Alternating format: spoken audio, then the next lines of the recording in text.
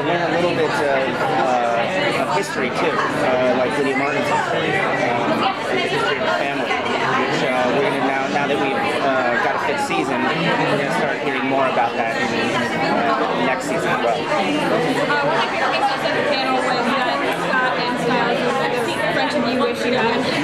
It is, yeah. Yeah, I love that. So as this rest of the season keeps getting crazier and crazier with the impact of all those things, how is that going to kind of be the central point? It has been sort of the whole show, so how are we going to see their relationship with the Well, one of the problems that's going to occur is the pressure of temptation and the money all the money is split around that's being tapped, actually.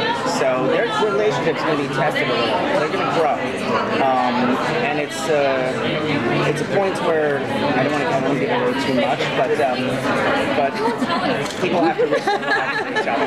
So we really wanted to with this season is get back into a sense of the ensemble cast.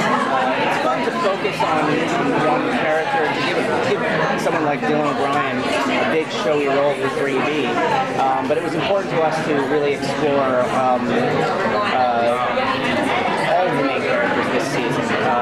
So in the writers' room, we challenged ourselves to come up with a great Lydia story, a great Derek story, and a new Scott story. And one of the first things I said in the writers' room was, I want to give Scott and Styles a little brother this season, and that's Dylan Sprayberry Leo.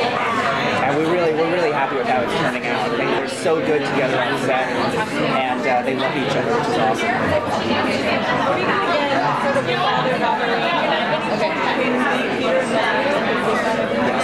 Yes. You can expect that to happen. So that secret's going to come out. And how it comes out is not good for anyone, especially Styles.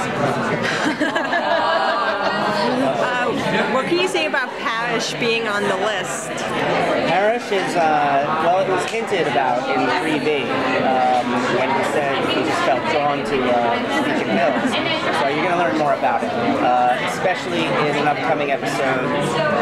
It's 409 called Perishable. Danny has been such a great side character all along in the seasons. You said that we're on the panel that we're going to see some more of him. Yeah, I was actually hanging out with Keahu last night. But you'll have to wait and see. Last season was felt like a finish for a lot of different stories to us, and we felt like we needed to kind of reboot the series a bit. It's hard to lose a main character like Allison, like Crystal, and we really felt that loss in the first few weeks of being on set. So it was a weird thing, especially when we started shooting a scene. We started shooting a scene with Malia and Kira, and we realized we're shooting a scene with two series regulars, two main characters who weren't on the first season of the show or the second season. So it was an interesting experience. In certain ways, it feels like a new show, but it's still Scott, Styles, Lydia, Derek, Stilinski, Melissa McCall. It's still the same team.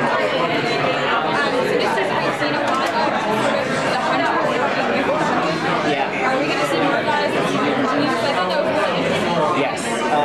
We really like the Calaveras. They're really fun.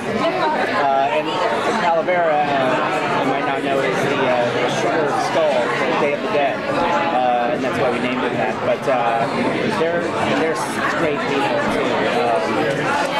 The actors,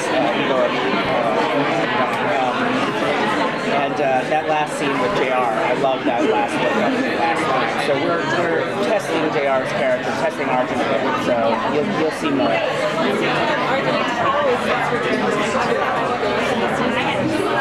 In a big way.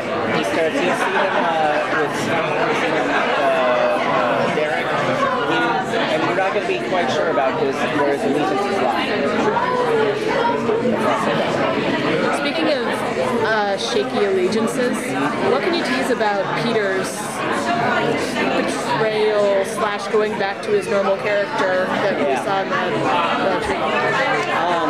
Well, his motivations they're very much about power, but I can say he's still loyal to his family too. Okay.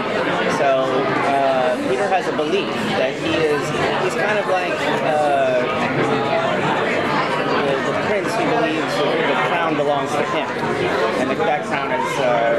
alpha status.